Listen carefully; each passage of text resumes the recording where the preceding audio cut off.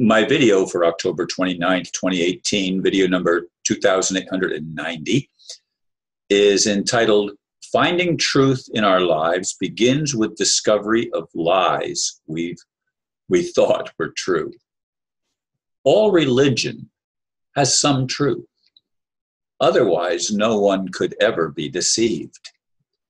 It is obvious to most that some have been led astray. Yet most of us are deluded to think it only happens to those with different beliefs and values. Perhaps we've all been there. I certainly know I have. It's part of the human experience, regardless of race, religion, or economic status. The difficulty seems to be the lack of willingness to explore. Many I know never leave the box in which they were born. As my step-grandfather used to say, I was born a Democrat and I'll die a Democrat. How can anyone with such an attitude ever experience an awakening at any level? They are stuck, locked into whatever their parents told them was true. For me, separating the wheat from the chaff and exercising some discernment is essential. I have long challenged things I was taught, whether by my parents, teachers, or clergy. That's why I use the label, paradoxman. My friend Art asked, how can such a one ever come to a conclusion and know the truth and be set free?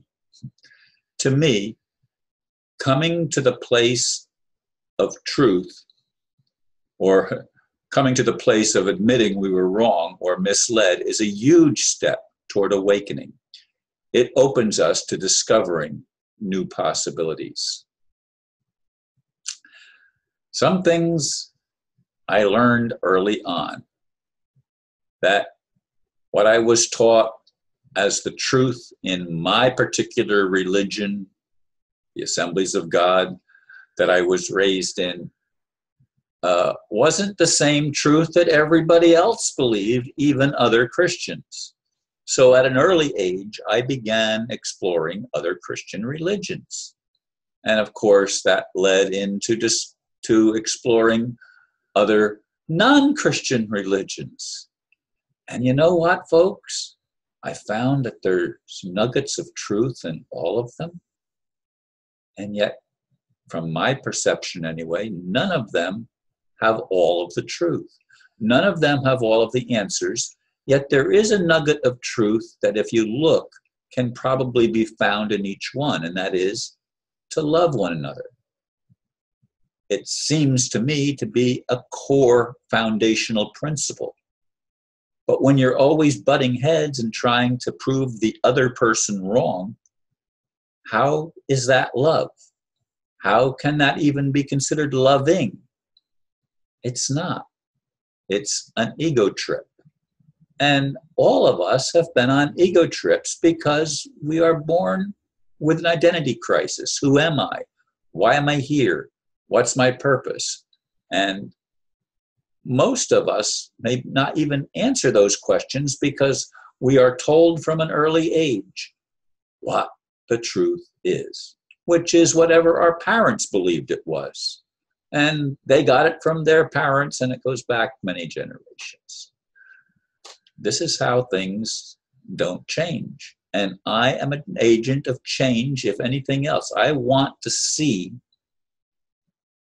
actual freedom for humanity, not to hurt one another, but freedom to discover, or should I say, rediscover, that cooperation, not competition, is what is going to bring us to a higher level of human consciousness, so that we can actually learn to serve one another, not as if the other is superior to us, but the recognition that others are equal to us.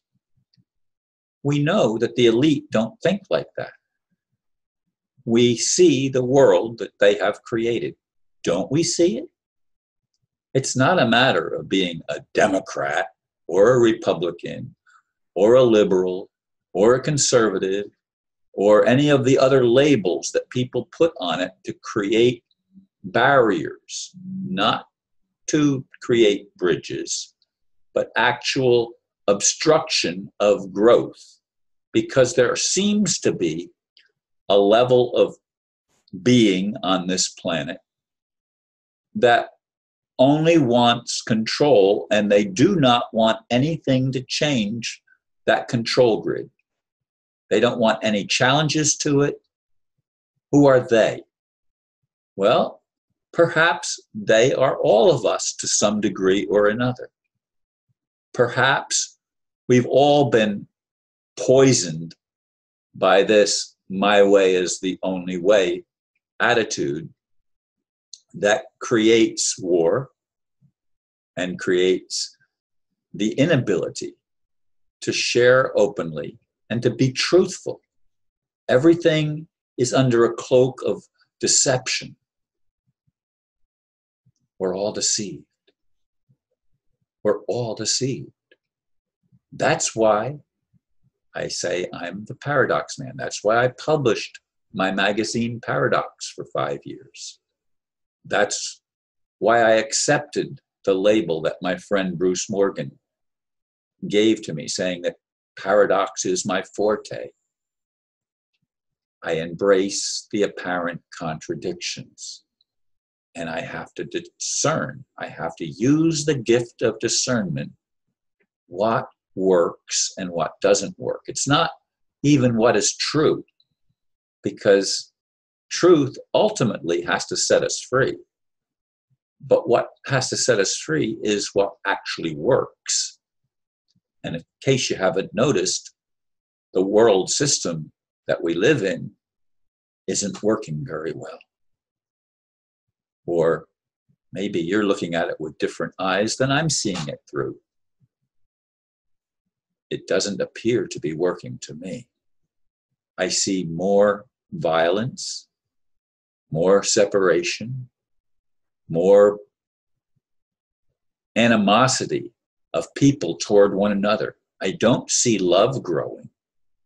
I see hatred growing, and hatred being fed by our media and by our leaders, including in churches. I've tried to talk with people in the Baptist church near where I live, and the ex-retired pastor won't even talk to me. He doesn't even, if I say anything to him, he doesn't even want to acknowledge by saying hello. This is a problem that we have. It doesn't matter what we were taught. We have to get to the place where we see that the way it always has been is not producing a world that is worth living in. And that's why a lot of people say, this is my final incarnation, I'm not coming back. Well, who knows what a final incarnation even means? I don't know that I know anything for sure anymore, except I'm still convinced that love is the only thing that's going to heal it.